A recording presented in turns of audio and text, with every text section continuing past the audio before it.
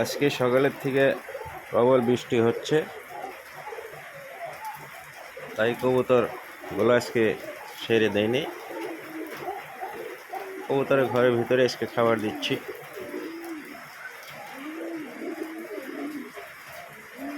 অতিমাত্রা গরম, আবার বৃষ্টি, কবুতরের রোগ ভালাই হওয়ার সম্ভাবনা থাকে। তাই বৃষ্টিতে যাতে আজকে না ভিজতে পারে, ওই জন্য আজকে ছেড়ে দেয়নি।